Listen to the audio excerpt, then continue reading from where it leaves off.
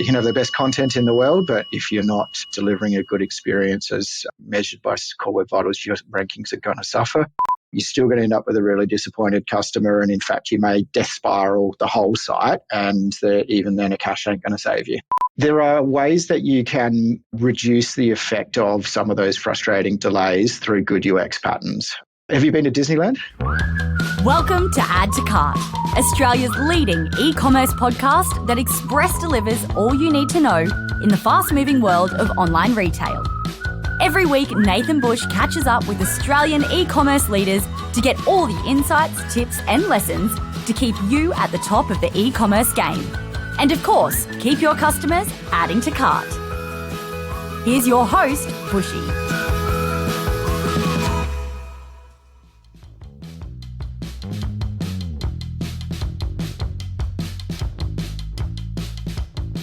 Well, it's finally arrived, the death of Google Universal Analytics.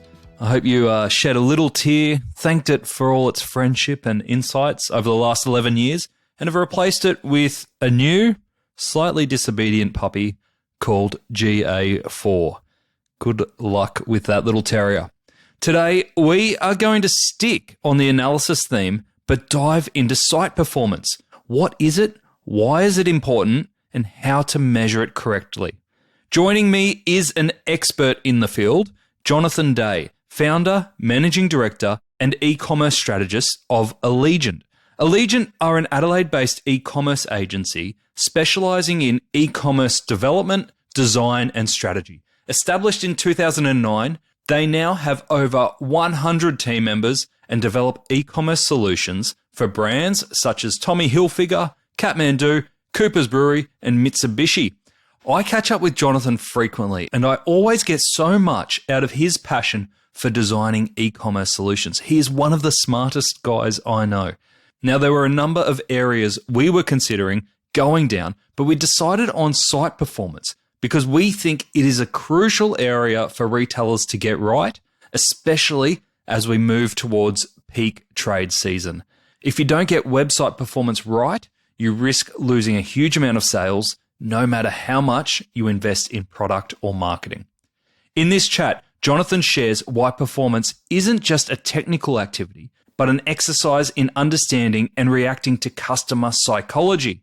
He breaks down why Google's Core Web Vitals should be the tool that you use to measure your website performance, and he breaks down the metrics you should be looking at in there. He also gives us other tools to measure user errors, load testing, and more. And he shares why getting site performance right is similar to how Disneyland designs their ride experience. Got you in now? And if after hearing all of this wisdom, you would actually prefer someone else to do it for you, Jonathan and his team are offering a website performance assessment for Add to Cart listeners. Stay tuned until the end of the chat for details on that. So, thanks to our partners, Shopify Plus and Packleo, here's our conversation with Jonathan Day, e-commerce strategist at Aligent. Jonathan, welcome to Add to Cart. Thanks, Nathan. Super excited to be here. It's a cold and rainy day outside, but I'm pretty pumped up and full of energy for it's a bit of a technical and nerdy topic, but hopefully one that's going to be really meaningful for people and help people get the most out of their e-commerce environment. So really topical for people now getting into approaching the peak season. It's not far till click frenzy is upon us yet again. So what are the things we can do to get in tip-top shape? Absolutely. And I've been looking forward to this one because we catch up at most e-commerce conferences and have a good chat. And our conversations range from everywhere, right? And it's taken us a while to get here because we've struggled to find one area that we can deep dive into because you are such an expert and your team are experts across a range of e-commerce topics. And it was like, what's the perfect time to talk about one thing? And where we landed, I think, is really exciting because today we're going to talk about site performance, which is critical for retailers at the moment. As you said, coming into peak season, getting those sites up to speed, ready to capitalize on all the sales. And we know how hard the environment is out there in terms of not only converting sales, but also acquiring traffic. So making sure that when customers do get to the site, they have a great experience. So that's all All fantastic. And we're going to deep dive into how retailers can optimize their site performance ahead of peak season. But firstly, give us some context. Tell us about Aligent. How do you help retailers? Oh, thanks, Nathan. Look, it's very kind of you to introduce us as experts and those sorts of words. It's, I guess, something that we certainly have had a privilege of a really long journey in this industry and being able to work side by side with some fantastic retailers over many years that have gained this experience and helped us to learn a few things along the way. So that's something that we love, the journey and the sharing of the knowledge. One of the things that we talk about is who we are as a company. If you want to call that core values, for example, is generosity is one of our 5 key values. And so generosity means lots of different things. It's something you don't hear very often in a business world, let's be honest.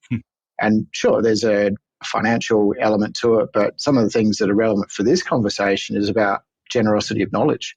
And how do you share that hard-won knowledge? And, that rising tide lifts all boats in the industry. So this is a great opportunity to live that and, walk the talk and demonstrate a little bit about what's transferable about that knowledge that we've gained. But I guess to answer your question more specifically, Aligent's the e-commerce agency that retailers choose, when they're making a strategic decision that they want to lead their industry. We've been delivering solutions for our clients for almost 15 years now, and we love working in ways that create really meaningful relationships and solve real world problems. It's not just tech for the sake of tech. It's actually understanding as a business, for the merchant, what do you need to achieve and how can we be a part of that journey to get you there? So we're a team of just over 100 based in Adelaide, representing South Australia.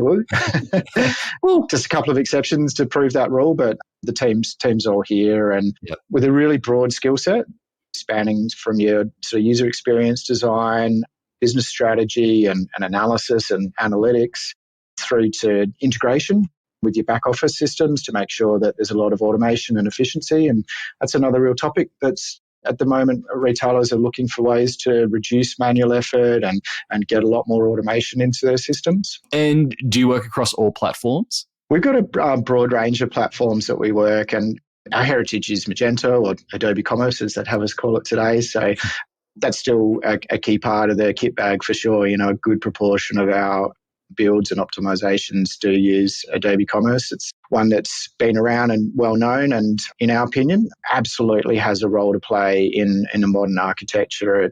We sort of jokingly say it's not the Magento you used to know, because back in the day it really was a very different stack, and the ways that it's deployed and can be quite effective and efficient is something that perhaps everyone's not as familiar with as they are with its history. So that's important to spread the word a little bit. But yeah, beyond that, we have a number of other e-commerce platforms, but also what you call, below the surface of the iceberg. So we all see the pretty front end of the website, but how do we get really great quality product data into our systems through PIM systems? How do we deliver a great post-sale customer experience around fulfillment? So optimizing for click and collect and ship from store, reducing carrier costs and overheads, which again is a big thing for retailers in the current environment. And interestingly, when you do that really well, you can also reduce your carbon footprint, which is a key thing for a lot of our retailers. It's not just a greenwashing thing, that's real. Unfortunately, there's a reality that returns is still a thing in this industry. So how do we make that really seamless and can be a real differentiator for customer experience? So we do span that whole breadth as well as the depth of multiple e-com platforms and systems to really support the operations. Yeah, brilliant. So there is no one better, I think, to be able to talk site performance than you. And let's dive straight into it then. So how do you define site performance? What makes a high-performing website in your view? I'm an engineer by training, so this is all going to sound a little bit weird, but how we define it is how it feels. So how performance feels is actually made up of lots of different elements. And some of them are hard, objective, measurable things like, time to first byte and scalability and all of those good infrastructure engineering numbers. But a lot of it's actually about psychology. It's about the perception of performance and how customers actually can be made to feel by what they see on their screen and the feedback that they get. So that's fascinating because humans are, interesting beings, but it's also can be harder to measure. So we've got to give a lot of thought to that. Can you have a site that is bad from an engineering sense but still feel good? There are ways that you can reduce the effect of some of those frustrating delays through good UX patterns. Okay. So have you been to Disneyland? No. Oh, do you know where I'm going with this, though? The Disney management around queuing? Yes. One of the things that they've pioneered and every theme park in the world has learned from is the ability to not have people feel like they're waiting in a line, because waiting in queues suck, right? No one likes that. So how do you both entertain people while they are waiting inevitably, but also break things up and give different visual cues as you're moving through that line so that you're much less aware of the fact you've actually been waiting for the, death-defying Superman ride, or no, well, Superman's not Disney, but, You've broken the trademarks there. For 45 minutes. You've actually enjoyed the experience or not been aware of the fact that you're sitting there with the old spinner, the loading indicator. Let's try to use some psychology to help reduce that appearance. It's interesting too, isn't it? Because we've had guests before talk about the other side of that is actually adding loading, which is purely from a design perspective, make it look like something's loading so that there's a perception of safety and a lot going on in the behind the scenes for a customer. Absolutely. However, there's a balance to be found. So where we think the current state of the art is, and going to give a shout out at the moment. Our lead front-end engineer, Luke Denson, gave a presentation, one of the keynotes at a web dev conference last week in Melbourne on exactly this topic. And he gave a great demo. There's a recording of it online, which we can talk about later. But making smart decisions about when to show a loading indicator. So we can be optimistic about the performance of our website. So if we're confident that under the majority of conditions, and this is something that is a subtlety that you need to be aware of, is there's always a range, depending on the customer's device or network connection or the conditions at the time. But if we're confident under the majority of conditions that the next page is going to load in less than a second, don't show a loading indicator.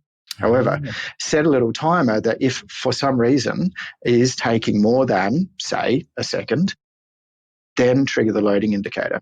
Because if it's less than a second, you don't need to have given that little message to say, you're waiting, you're in a queue, because it's fast enough that they don't need to have been conditioned to be patient, right? Yep. So be optimistic, but also have a fail-safe that if it doesn't work out the way that it does most times, we're still giving them some feedback, because otherwise they get pretty grumpy. And I'm sure you've heard the phrase rage clicks. We start to see the rage click show up in all the monitoring software, and that's a problem. Ever scrolled through an e-commerce packaging website for fun? Nah, me neither. Until today. Packleo is putting the joy into the packaging game. So let's play a game.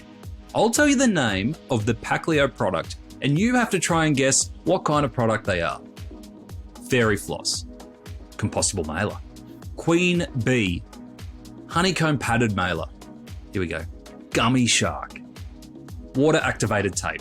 Now, if my jaded self thinks that this packaging is fun, imagine what your customers will think. Packleo is also eco-friendly, Australian-owned and operated, with same-day dispatch and 14-day returns. Now, that's pure joy for everyone.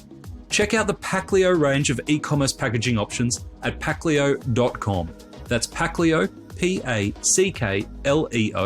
packleo.com.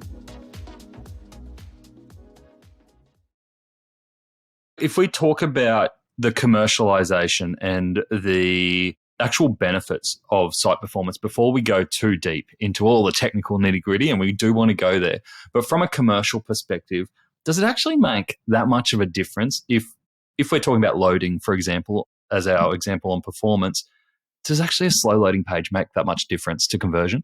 Yeah, absolutely. It's an interesting one because this has almost become just an accepted fact that performance improves conversion, but often people aren't rolling out the stats. But there's actually a lot of data out there. So one of the first came from Amazon in 2006. They published, almost accidentally, this study. It was sort of buried within another presentation they gave, where they had done A/B testing, which is a really good tool that I'm sure Add to Cart listeners have heard talked about. So they deliberately slowed down segments within the A/B test by increments of 100 milliseconds.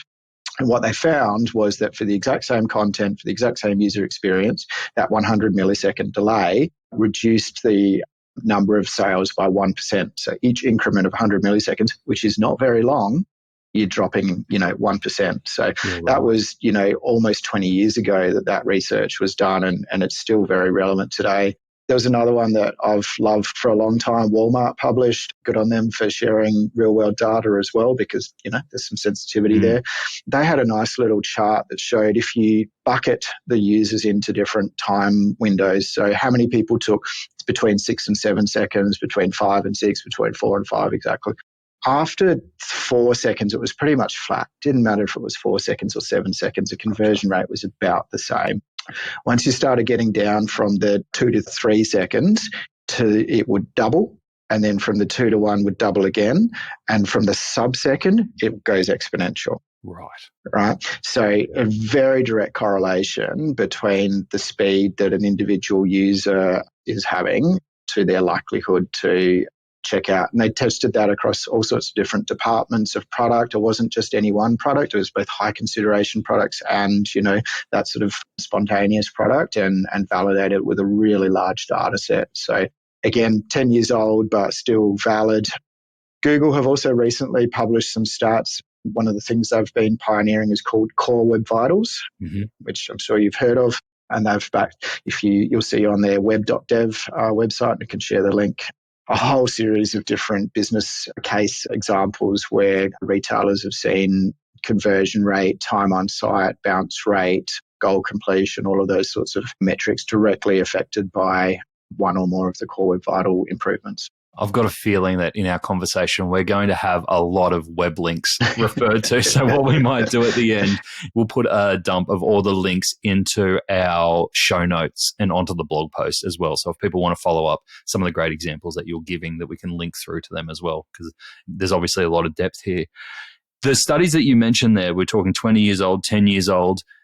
Is site speed still a big thing? Are we still seeing sites today that is taking 5 seconds to load? Absolutely.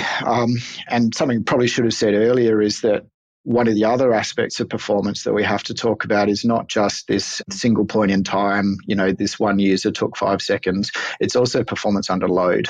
So when we, again, come into peak trading time, Click Frenzy, Black Friday, etc., how does the site handle particularly large volumes as well as in the good times? So the consistency of performance absolutely influences the effectiveness of your sales. And unfortunately, we're seeing right now consumers are very motivated by sale.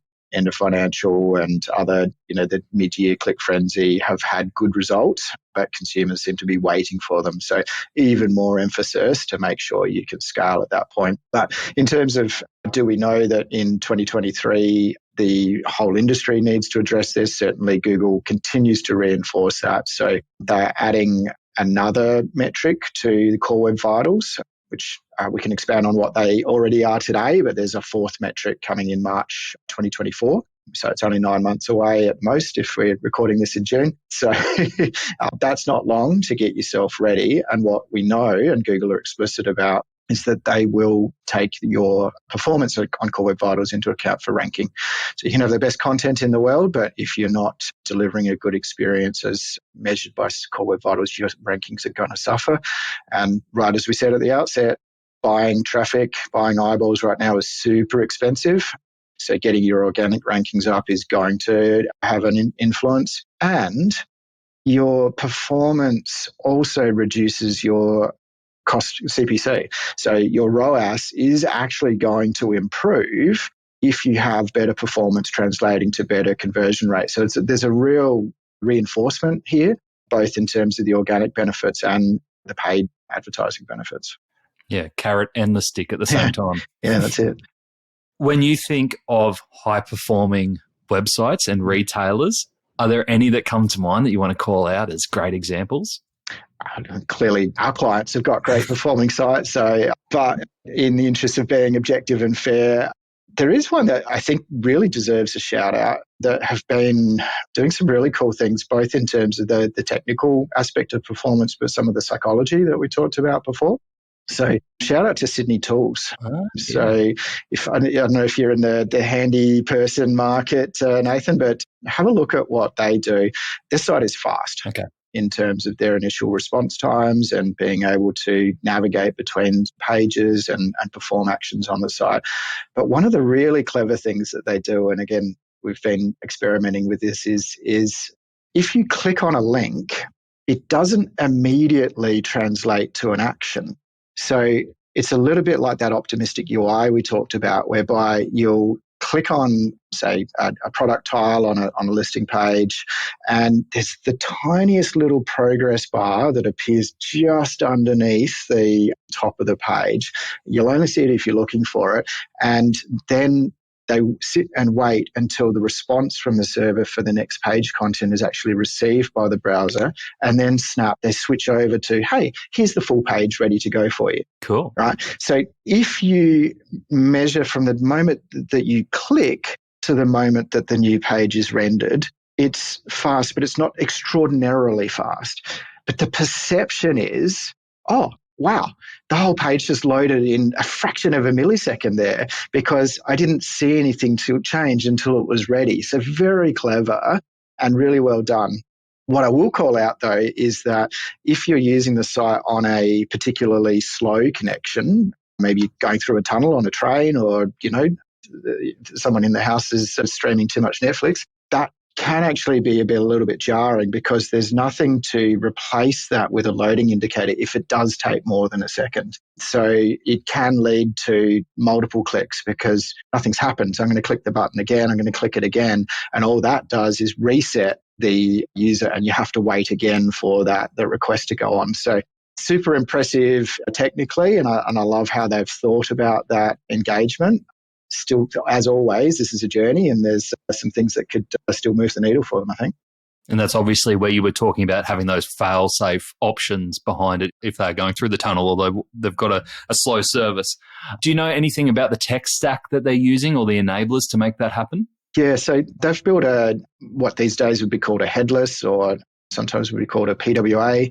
I'm sure a lot of listeners are familiar with that acronym, being Progressive Web App. And we sort of see that as being probably the last 2 to 3 years has become quite common in the e-com industry. It's been around in the broader web industry for a long time now. It's kind of that next iteration of mobile-friendly websites. So remember we had the old M-Dot, where we'd sniff the phone and give them a whole different website, and then we went to responsive, and now progressive is that next level. There is a big difference there, and it certainly allows us to do a lot more cool things around our perception of performance and also optimizing of performance. So the key difference is that the user interface actually lives inside the browser, and all that goes up and down the wire to the server is just the raw data.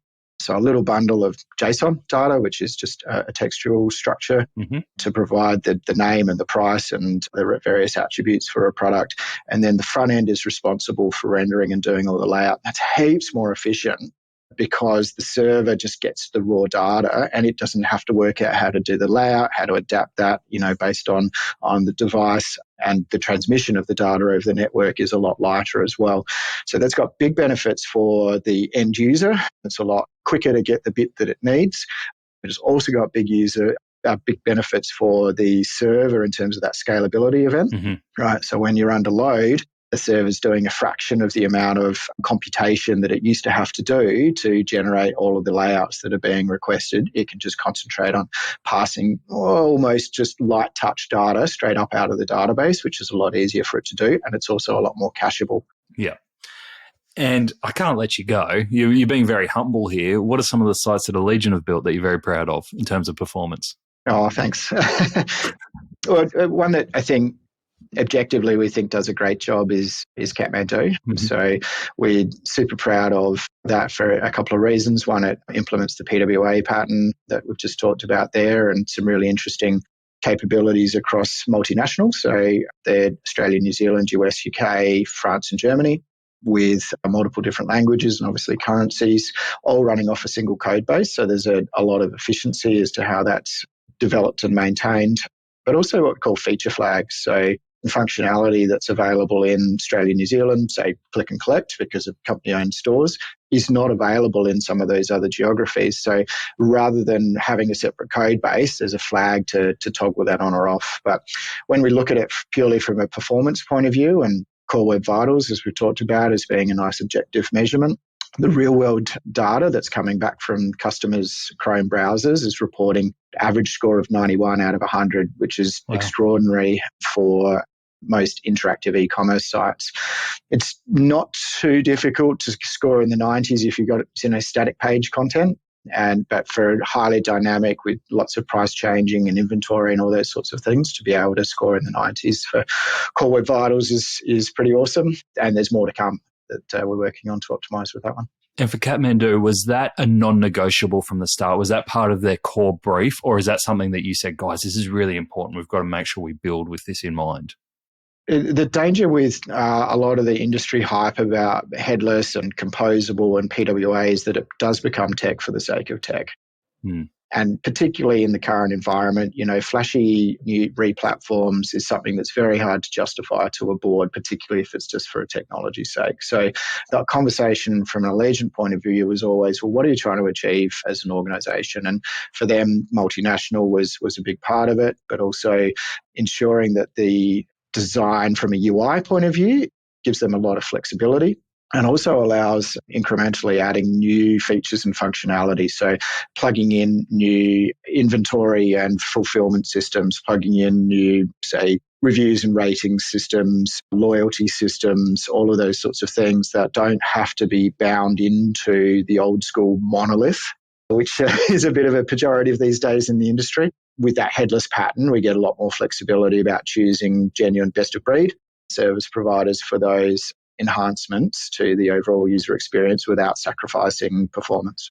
And I have to just quickly call out a couple of examples as well on the basis of raw speed. So Taracash, YD, Rockwear, the whole suite of brands that we've collaborated with Retail Apparel Group on delivering in the last couple of years, they're super fast. Check out some of the suiting examples on PDP and PLP for Taracash and Rockwear is really quick. Moving into B2B, B2B doesn't have to be slow and it doesn't have to be ugly. Check out a candle manufacturer and distributor called eRoma, recently launched with some great B2B features and visibility around inventory, but also fast.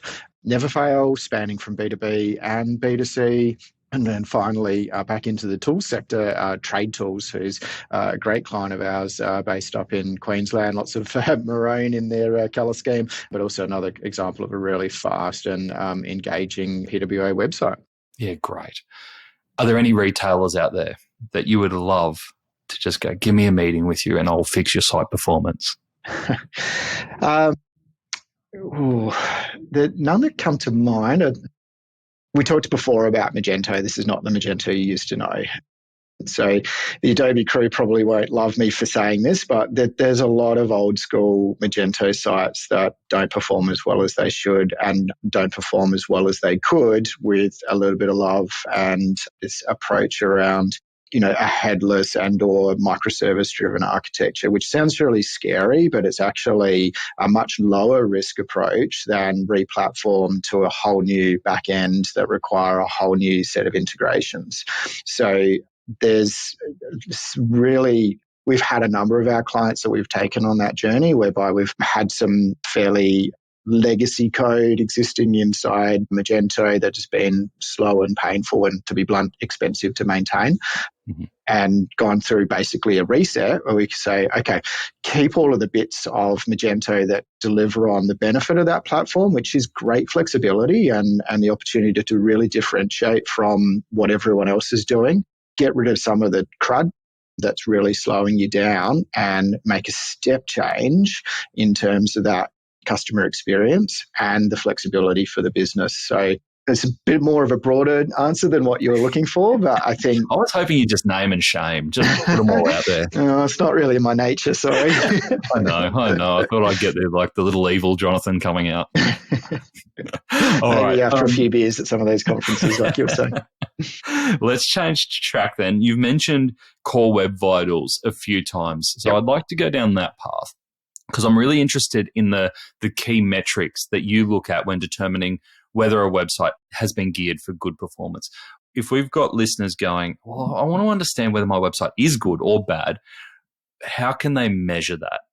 The first thing I would say is for people to not necessarily get too hooked up on comparisons and industry standard benchmarks for a couple of reasons. One, there is a bit of FUD and noise out there in the industry, and it can be quite easy to focus on the wrong thing. So a historical example of that was always page load speed. So Google Analytics, unfortunately, GA that we knew and loved is now dead. GA4 is the horror story. But anyway, back in the good old days of GA, we could all find page load metrics in GA and we could look at that. There's some real danger in relying on that because that incorporates everything that comes up on a page, even the stuff that doesn't actually matter to the customer journey or the perceptions of speed. So things like when does the live chat pop up? When does the Google Trusted Stores review stars pop up?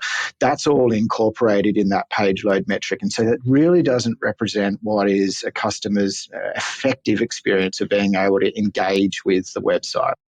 So make sure you understand what the metric is actually measuring. And then move beyond that to actually define for yourself what matters to our customers. So a classic one in fashion and apparel, and we've done a lot of work with this with configurable product detail page, the old size and color attributes where you want to click on a swatch for your color and size. Defining and throwing a metric when those swatches are ready is a really key point in the load waterfall. So in Google DevTools, you'll see what they call the waterfall, which is all the various different events that happen during a page render. So we think that is a much more relevant metric in a fashion context than time to first byte or page load or some of those other sorts of historical metrics. And it's actually relatively straightforward using GTM to observe that point and then throw a flag that will get picked up either by GA or some of your other monitoring tools. So take the time to understand your customer's journey and then instrument the site so that when you do these optimization exercises, you've got a before and after, so you can demonstrate to your stakeholders, look, we've moved the needle this far, it's translated to this much in conversion rate, we spent this much on it, so therefore we've justified more investment, right? So take them on that journey, but complement some of the industry standard metrics with the ones that are unique to your journey.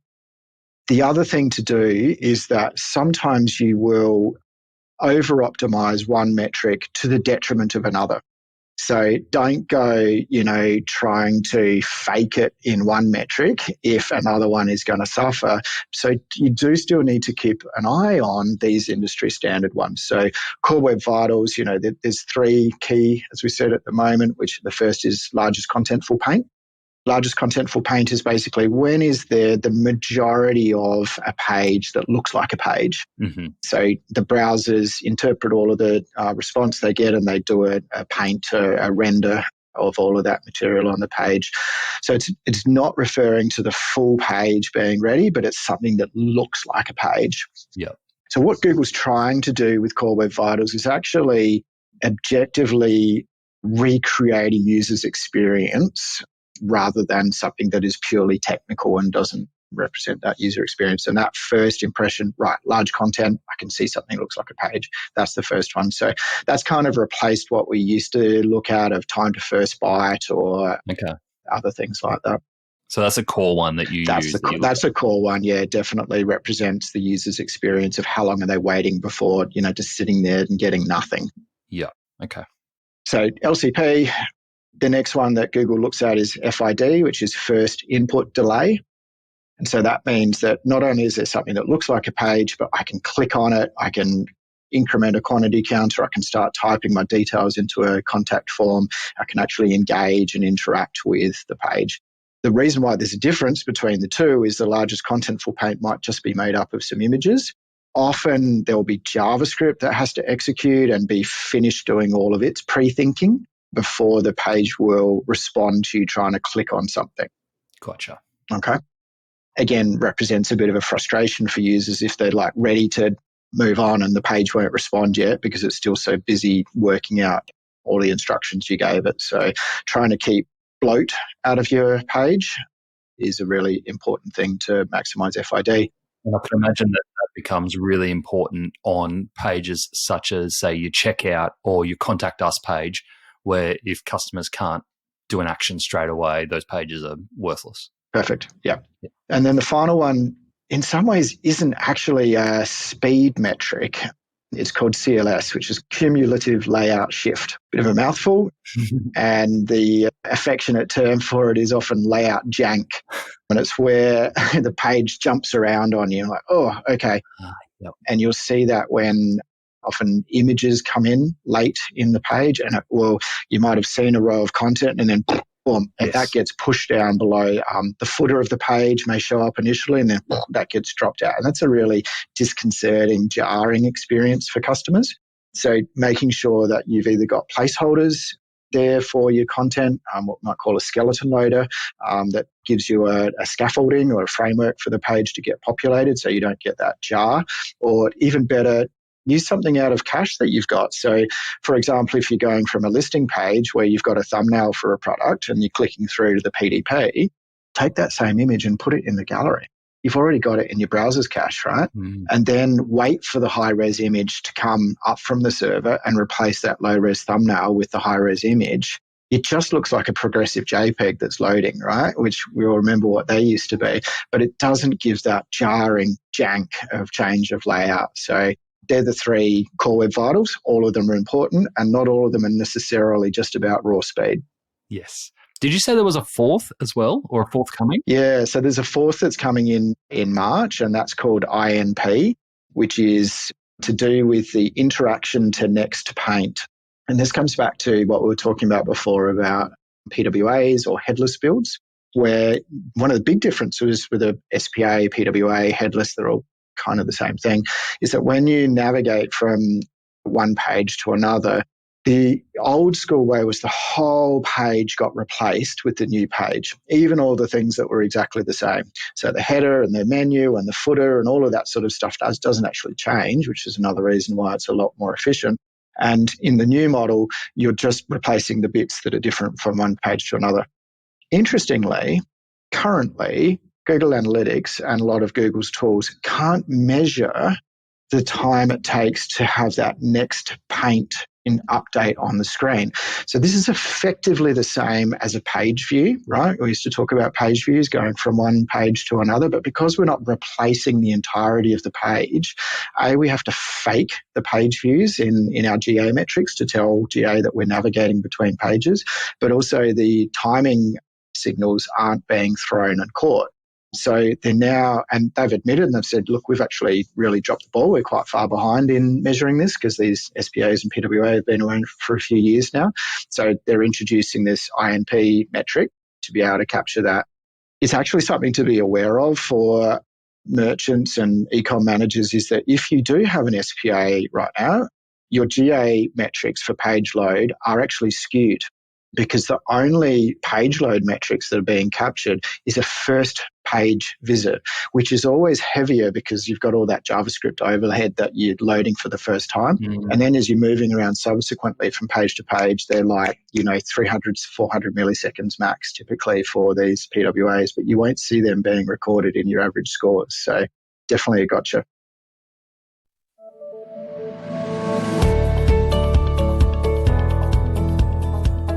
We know that customers are going to be more price conscious in 2023, but it doesn't mean that they've lost their soul. Shopify conducted a global survey to understand customer trends and found that Australian customers are actually the most passionate about buying locally to reduce their carbon footprint. And while price pressure won't go away, the research showed that the majority of Australian customers will wait longer for delivery and recommend a product that is sustainable at its core. We're such a good bunch here, aren't we? To view more resources to help with your 2023 planning and see how Shopify can take your e-commerce business to the next level, visit shopify.com/au today.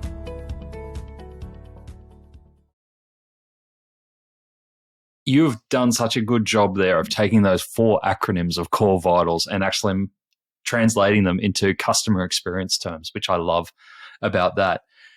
What I took out of that is that there's 2 key steps there. There is understanding what that waterfall of experience looks like and what's important to your customer, which point is important to your customer, and then understanding which of those core vitals is most important for you as a business to track and monitor.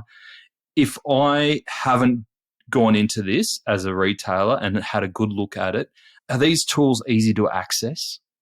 Yeah, so Core Web Vitals definitely you can go to web.dev, which is Google's website to explain these metrics. And on there is a form where you can dump your URL in and it will happily give you a report. The caveat to that is that is sort of a one-off report, and Googlebot will be looking at your site, in the moment. It will attempt to, decorate or give you some context for that point in time with what they call field data, where it's collected all that info from real world users' browsers and give you some comparisons between what it's seeing in the moment versus what the rest of the world is seeing. Also, if you go into your Google Webmaster Tools, there is a report in there which shows you which of your pages are either scored as good for, or I forget the exact term, but there's 3 different categories that Google will tell you per score how many of your site URLs are good or not against Core Web Vitals. And you can export that as a report and give you a little CSV and go and investigate, is there a pattern? Is it all of the PDPs that are bad or all of the PLPs? And that can then help you understand some of the subtleties, because it's not a one and done. Yeah. You can't just apply a quick Band-Aid or a gloss of what we call lipstick on a pig to the website to implement this. There's lots of different things that customers can do, that merchants can do, around that are in their own control. We'd love to have a conversation about that with you, but there's a lot of stuff that you can do yourself around image optimization, being really careful around JavaScript bloat and making sure that you're not dropping unnecessary third-party scripts in on your website. So there's quite a lot that people can tackle themselves, which is good. And Google gives quite a lot of those hints to you as well. So that report will make suggestions for you and you'll be able to see which of those you can tackle or need a hand with. Outside of those Google tools, are there any other tools that you really rely on or recommend? Yeah, definitely. New Relic is a classic in the industry that gives a lot of technical data of what's going on the server and inside the database and the servers, unless, of course, you're on a SaaS-based platform, which a lot of these things are hidden away from you, and therefore you have a lot less levers that you can pull to optimize. But New Relic also has what's called RUM, which is it's a little bit early in the day for RUM, but it's got to be after midday somewhere. I've got a feeling there's another acronym coming here. Yeah, real user monitoring. So that puts a little monitoring tool in every visit to your site, and it reports back what those customers are experiencing. And that takes into account the fact they may have an older device. They may be on a slow network connection. And so you see the spread of experiences that customers have. So those RUM metrics are really good. There are other tools, one we called LogRocket, that's a little bit similar to Hotjar that many people will be familiar with. LogRocket is fantastic for capturing user errors and problems that are happening on site, but also giving you that really broad-based performance monitoring through the user's eyeballs, because it's actually recording it in their particular browser. And you can literally see a screen recording. So, go and find, all of the customers that are below a certain threshold of performance and go and watch their experience or which bit of the page was slow to load for them. So that's pretty cool. Coming back to the scalability one of my favorite little graphs or plots, being a bit of a data nerd, is a scalability scatter plot that comes from New Relic. It's really colourful. On the vertical axis, it gives you response time from the server. So how long did it take for the server to give back the page? And along the horizontal axis, it will show you the amount of traffic that you're currently getting. So on the left-hand side, a lightly loaded server, maybe overnight. Middle, you're going to get your, sort of typical daily load. And then out to the right, your peak events. What you want to see there is a flat line. Okay. All right. It shouldn't matter whether your server is lightly loaded, normally loaded, or heavily loaded. The scatter of data points should be quite a narrow band, and the trend line should be flat, or even it should actually improve under load. All right. Because if you have done your caching well and you've optimized your site, the more traffic means the more cache hits, and therefore larger proportion of customers are going to be able to serve out of cache. Gotcha. That's next level. So is that the one activity that you would recommend to retailers? We mentioned coming into peak season and making sure your sites are stable and performing when you do have that influx of customers. Is that the one activity that you would recommend for retailers to do pre that? Yeah, look, you can do some stress tests ahead of time. So there are a variety of different load testing tools out there. One that we use is called BlazeMeter, that allows you to simulate a really diverse range of customers. So old school load testing, you'd sort of have the one server and it would try and siege was what it was called. It would try and just throw bucket loads of simulated users. What BlazeMeter and other tools do is it uses the power of the cloud to simulate users come from lots of different locations with different traffic patterns through the site. And so you can emulate what a nice diverse spread of customer interaction with the site looks like. And what you're looking for in the output of that is, again, to see how does the system respond under load and what we would call an inflection point. So where does it first start to labor? What is it that's causing it to, grind a little bit before it death spirals? So the idea is not to crash the whole thing. It's to identify those friction points and then go again. It's like peeling the layers of an onion, right? Sounds like my personal trainer. Yeah, exactly. Peel every layer that you pull off the onion, then expose what the next optimization is. And sometimes they might not even be in your core app itself. It could be some third-party systems. Yeah. So it might be the inventory service that you're using to check store stock in the various different locations around Australia. That might be the first thing that's going to buckle more than the actual core e-commerce. Yeah. And again, that won't be shown to you by Google.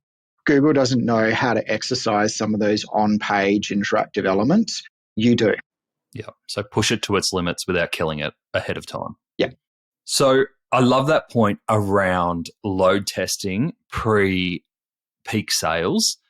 As we're coming up to peak sales planning, well, we're in peak sales planning right now, what are some of the steps that you would recommend retailers take to reduce the load and the pressure on your website and ensure that there is strong site performance when you've got customers engaged and ready to buy? Yeah, critical to do some of that load testing. So make sure that you can emulate what real user pathways through the website might be. So firstly, establish a baseline for yourself by doing that load testing, and then look at some of the techniques that you might use to improve the performance. Now, a classic is caching. We've all heard about CDNs and full page caches and those sorts of things, and they're an essential part of the armory. But I know I've talked about lipstick on a pig and it's a bit of a throwaway line, but it really does count here, because you might have the fastest homepage or product detail page in the world because you've cached the heck out of it.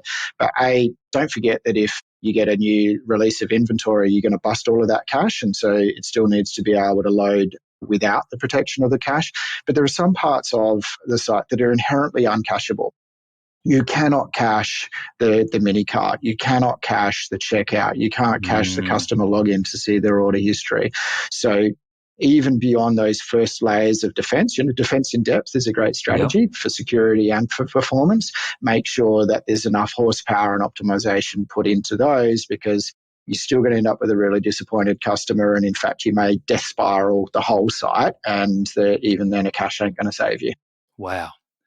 I love the death spiral. That's a fantastic analogy. Is there anything else in terms of how we attract customers onto our website, how we spread that traffic out, that you would recommend? Yeah, look, driving traffic to the websites, we talked about the importance of SEO and obviously SEM. The other one, which retailers love and we get great results from, is email campaigns and SMS campaigns, and absolutely vital to push them hard at the right time. However, one of the things to definitely consider is to be able to at least spread them a touch. Even if you've got the best performing and most scalable website in the world, there is still a slight lag. It might only be 30 seconds if you've got a really optimized auto scale environment. It might be more like 5 minutes if it's a little bit of an older generation. So highly recommend to consider spreading your email and or SMS sends over, say, a 10-minute period, or, if you're worried, spread it out over a half an hour. It's really not going to make a massive difference to that customer experience if they get it 10 minutes later than their best mate. But it gives you just a little bit of risk mitigation to allow the caches to do their job and get nice and warm, and avoid the death spiral that we're trying to avoid at all costs. I love it. Great tip. In terms of other easy, and I say easy, but quick wins for retailers who might be looking to go and to make some changes straight away, are there any other quick wins that come to mind to improve site performance? Yeah, look, we've talked about Headless and PWAs and those sorts of things, and they're not a quick win. Mm-hmm. They're a substantial win, but it's not a quick win. So having something that gets you part of the way there is definitely a good strategy. So there are some techniques that we can do to try to accelerate the delivery of sites to the customer, and that's about trying to preempt and guess what their next actions might be. So we can do things called prefetching or pre-resolving, understanding that if you're on a homepage and there's some promoted products, then there's a reasonable chance they might click on one of those products. So go and get that data ahead of time. If they don't click on it, throw it away. There's, particularly if you're using lightweight data up and down the wire, there's very little cost. Most consumers are on an unlimited data plan these days. Yeah. So try to preempt what their next most likely action is. And is that a technical implementation? It is a technical implementation, but thankfully there's some pre-written tools out there that are open sourced. Yay for open source. And you'll need some help to implement them, but a competent, agency will be able to help you with that. What about simple things like scanning for image size and cleaning up images? Does that still work? Yeah, definitely. Images are one of the real quick wins for sure. When you run the Core Web Vitals report from Google, it'll actually give you a list of images that are ideal for optimization. So these are the ones that are either the wrong size, they're too large, or they're being stretched, but also the ones that are too heavy, that you can reduce the pixel density of them or some other techniques. So that's definitely a quick win. I've said it before, I'm going to say it again, third-party JavaScript is very, very dangerous. Ironically, one of the worst offenders is Google themselves. So how do they have so much data? Oh, it's crazy. So they will ding you in their own report. They will tell you that one of the two worst performing JavaScript files are the Google Trusted Stores thing and Google Fonts, which is terrible because it gives you that, the fount. Are you familiar with that? The flash of unstyled text where you get vanilla fonts and then they get replaced with the Google fonts, which lots of people do. Come on, Google, you got to meet your own guidelines here. That's a great tip. Thank you. And then we talked obviously about Adobe Commerce. Is this all of this activity and this monitoring and this optimization still as relevant for off-the-shelf, self-hosted platforms such as Shopify? Absolutely. And in some ways more so. So Shopify is a really great option in the way that it handles all of the infrastructure for you. It's something that merchants don't really need to think about security. There are still security risks, to be clear, and Shopify sites do still get breached. So it's not a free pass. You need to make sure that you're following secure development practices with your agency and with your admin and all of those sorts of things. But, a lot of that is Shopify does take care of certainly the infrastructure elements for you. But what that also means is that you don't get the opportunity to optimize it.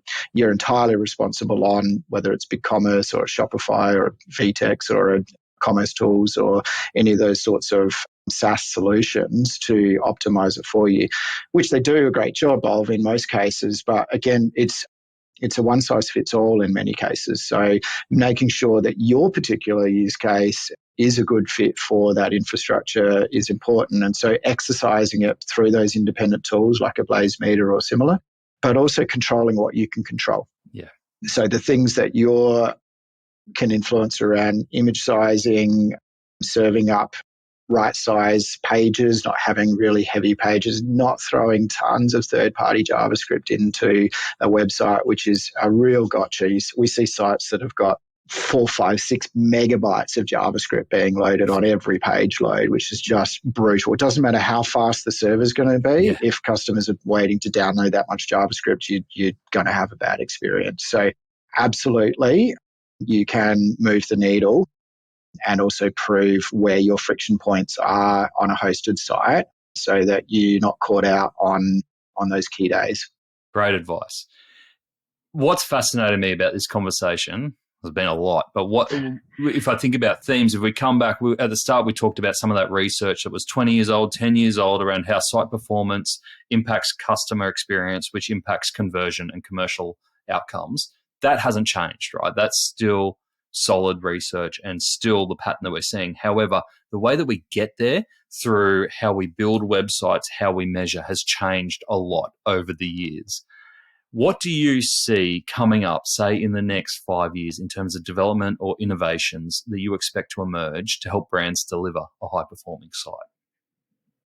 Look, it's one of the things I love about this industry, and we get really passionate about these optimizations that we can find for our customers. You know, as I said, many of our customers have been with us for over a decade, and the journeys or what's important about it. So what I'm really pleased is that there is no one solution to solve all of these things. There's no one platform to rule them all. There's no one optimization that's a silver bullet. So it is about that conversation between a merchant and their agency to deeply understand that customer's experience. As we said right at the outset, how do we, every eyeball that hits our site right now, we want to give them every opportunity to check out, because there are less consumers with, a spare cash in their wallet right now. So if they're coming to the site, they're motivated. So let's give them that great experience and make the most of it.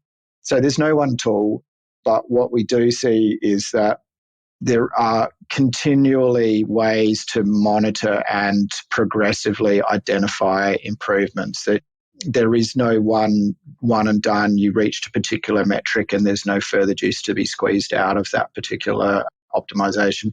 And particularly as customer expectations continue to rise. As I said, if we were just building a static website that didn't have any real interactivity, performance would be trivial. But I love it. A few years ago, one of our clients said to us, customers are ringing us up and telling us that the website is broken. I'm like, the website's not broken. What do you mean? And they're like, well, I can't check the store stock in the Chatswood store, so it's broken. Oh, no, that's not broken. We just haven't built that yet. But the expectation from the consumer was that, of course, you've got the ability to see livestock into the Chatswood store, right? So we have to continually be lifting the bar around that interactivity, and that continues to create performance challenges and opportunities. Brilliant. If we've got retailers listening to this who are coming away inspired and informed around what site performance means now and really want to spend a few hours getting started or restarted on that journey, what advice would you have for them as that starting point? Obviously, I love a chat about this, so definitely be really welcome anyone to reach out, whether that be through LinkedIn and the Aligent website. We'll be an online retailer in a couple of weeks. I'm not sure if we'll have gone to air by then, but so I'd love to have a chat in the corridor at online retailer. But more formally, we've got a process and a tool whereby we can assess your website.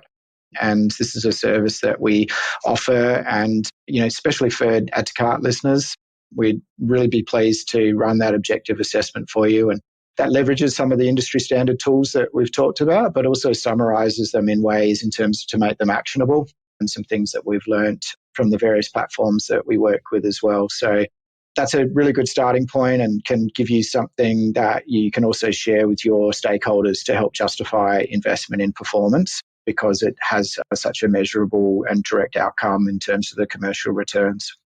That's a very generous offer. We will put the link to that in the show notes as well. So thank you very much, Jonathan. What's coming up? You mentioned online retailer there, but what's coming up for yourself and the team at Aligent over the next 12 months? Yeah, it's the next month is super exciting. I think we've got 5 major launches going out across, all using that sort of PWA pattern we talked about. But what's interesting is that's spanning a really broad range of use cases. So That's from a wine distributor to a B2B hi-fi and audio seller through to another fashion and apparel. So there's a lot of different platforms and systems, but the momentum behind these headless, highly engaging and interactive stack is really quite powerful. So our team's excited about that because we're seeing great productivity for our development team, which is great. Again, in this environment, making sure that every hour of effort is highly valuable is exciting. But we're also pushing the boat out on some of our accelerators. So helping merchants to get up to speed with their PIM capability, with their order management, and also with getting the most out of their existing stack from an e-commerce point of view.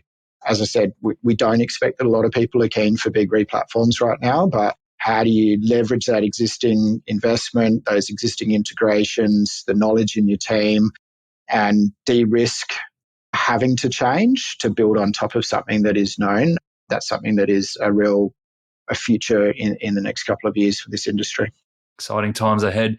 Jonathan, thank you so much. You've been extremely generous with your knowledge and everything that you've shared for free and openly today. Some great examples in there, some great tools that we can get stuck into straight away, and obviously that amazing offer of having your team look and audit your site as well. Jonathan, if people want to get in touch, what's the best way?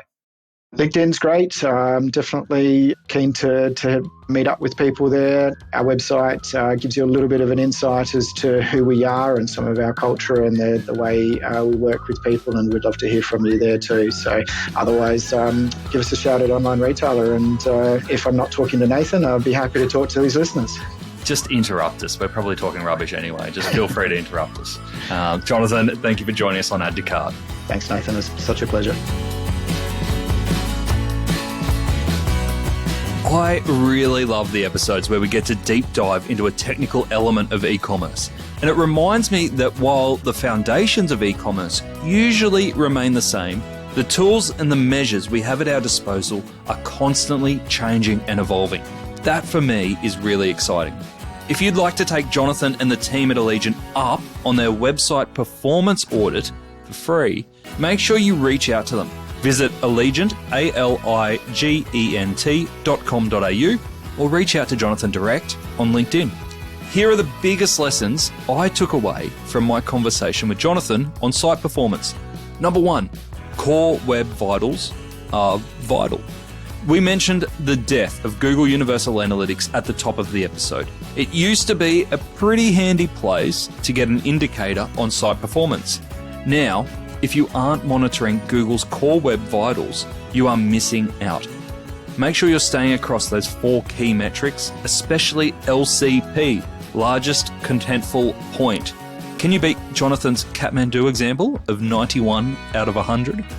Number 2, Performance Tool Belt. Along with core web vitals, Jonathan mentioned a number of other tools to help you manage other elements of site performance. I want to repeat them here for you in case you missed them. New Relic for real user monitoring, LogRocket for capturing user experience errors, and BlazeMeter for stress testing. All are pretty accessible and will give you the why behind the metrics that you see on performance. And number 3, don't forget load testing. It's great that you're measuring and benchmarking performance now, but is this the experience that customers are getting when you run a promotion or have a new release? It's so important that you stress test your site ahead of time using tools such as BlazeMeter. And as Jonathan said, you should actually see performance improve in those moments, but you really need to see it beforehand. I also loved the little tip that Jonathan gave there about batching emails a few minutes apart to try and spread out the load on your website. Very smart. To get the highlights of today's episode, head on over to addtocart.com.au and sign up for our free newsletter. Each Tuesday, we will send Monday's episode summary, links, and discount codes for you to go next level on. And if you're looking to explore your next e-commerce opportunity, come and visit us at eSuite. We're a dedicated e-commerce talent agency connecting the best e-commerce talent with the fastest growing brands in Australia. Head on over to eSuitetalent.com.au where you can download the free e-commerce salary guide and sign up to our weekly e-commerce job emails. Thanks for listening, and until next time, keep those customers adding to cart.